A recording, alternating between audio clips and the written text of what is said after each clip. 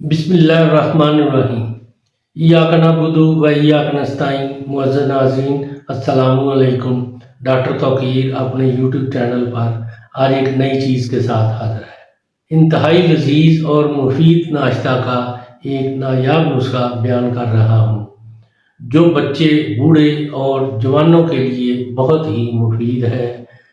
چھوٹے پڑھنے والے بچے، دماغی کام کرنے والے جوان جیسے اساتذہ، وکلا وغیرہ کے لیے بہت ہی دماغی طاقت کا ناشتہ ہے۔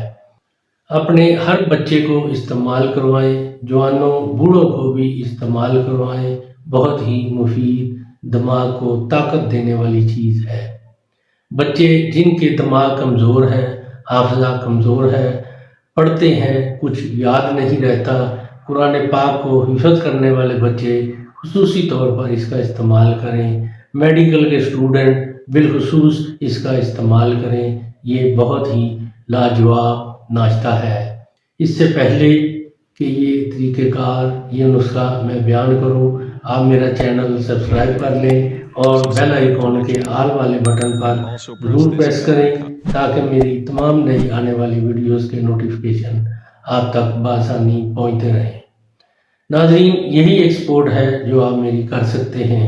اس سے میری بھی حوصلہ افزائی ہوتی رہے گی اور میں آپ لوگوں کے لیے اچھے نسخوں کی ویڈیو بناتا رہوں گا۔ نسخہ نوٹ کر لیں۔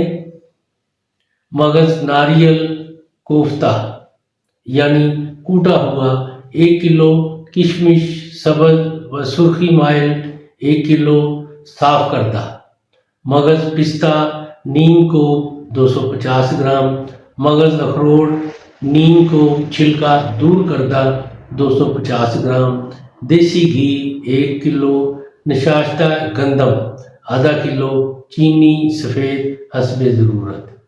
گھی کو نرم آگ پر کڑکڑائیں اور نشاستہ گندم کو اس میں اس قدر بریان کریں کہ سرخ ہو جائے۔ پھر چولہے سے اتار کر اس میں پہلے چینی اور پھر میوہ جات ملا کر سنبھال رکھیں۔ اس کا استعمال صبح کے وقت 100 گرام بطور ناشتہ ہمراہ دودھ کے روزانہ کھاتے رہنے سے بے حد مقوی دماغ اور مقوی حافظہ ثابت ہوتا ہے۔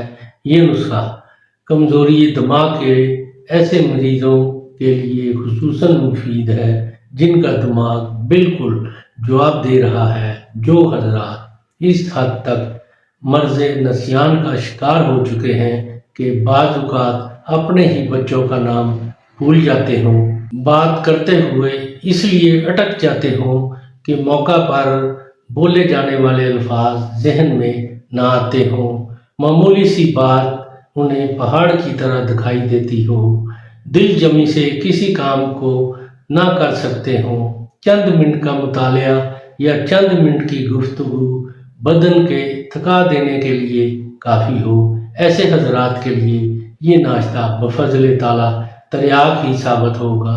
پہلی ہی فرصت میں تیار کر کے اس سے بھرپور فائدہ اٹھائیں اور اس کے بارے میں اپنی رائے میرے کمنٹس باکس میں ضرور دیں۔ اس کو لائک اور شیئر بھی کریں۔ اللہ تعالیٰ آپ کا حامی و ناصر ہو۔ خدا حافظ۔